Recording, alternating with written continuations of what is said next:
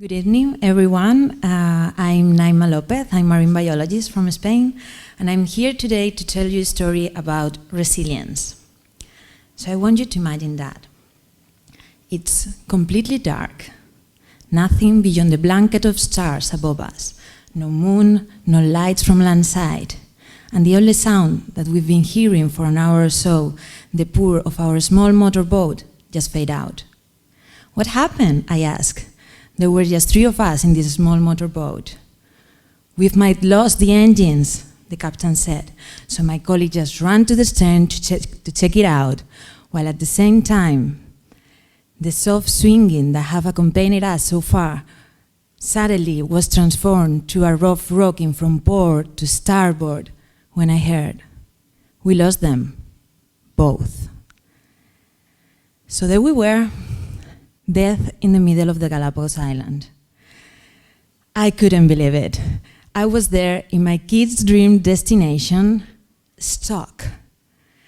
So we were there to study Galapagos sea lions, and to do so we needed to berth before first light in Floreana, in our nearest island. But that seemed impossible. I was invited, but a frustration feeling. The air became increasingly dense and humid, almost unbreathable. But this feeling wasn't new. Not long ago, I went through some major surgeries, bone surgeries, that kept me from walking for a long time.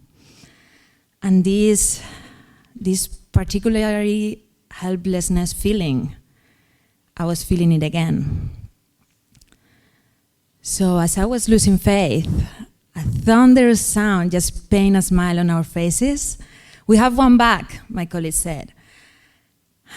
Okay, now we had the current against us, so we couldn't arrive to our destination, but we could drift towards the nearest island that, luckily for us, was the home of the Marine Park headquarters. So a few more hours on this unlucky boat, and we land in Santa Cruz Island. First time in the morning, I can still see myself there in this small dock with this bittersweet feeling, frozen to the bones. I kept rubbing my palms in a futile attempt to ward them. Stuck. When a bunch of Marine Park rangers just approached us and offered me a steamed cup of coffee. We shared some stories about adventures and misadventures of the ocean, and well, while the team was trying to fix the boat, they offered me to go to monitor some marine iguanas. And okay, I wanted to see the sea lions and monitor them, but I was there eager for adventure, so of course I joined them. And there I was, no more than an hour after, again in a small motorboat in the Pacific Ocean towards a rocky island. So as soon as we were approximating this gorgeous landscape, black lava rocks all over, we could see these funny-looking creatures, beautiful, just resting over the rock under the sun after feeding. They feed mainly on algae, and to rip off the excess of salt, they do kind of a hypnotic thing, so they continuously sneeze the salt, and as a result you can see them as in the picture, like wearing a bright salty helmet. So as we land on this island, we approximate the rock, and I think I wasn't prepared for what I saw. Widespread starvation. So we could see these beautiful seagoing lizards sharing the same space with mummified bodies, thin tails, murky bones, skinny animals desperate for food.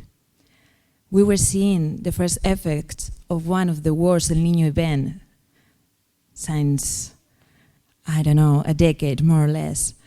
And I kept wondering what I was missing. Why in the same space we could see these gorgeous animals, strong, healthy, and at the same time there were others clearly desperate for food. And the rangers told me that these amazing animals had an awesome adaptation. They can modify reversibly their size. So imagine that. They can shrink their bones up to almost 20%.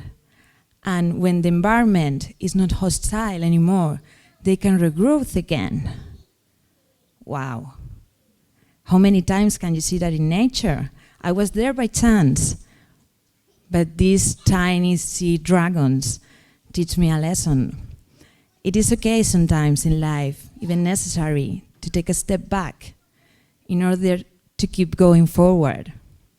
And at the same time, kind of Darwin's word resonated in my head more vividly or meaningful than ever.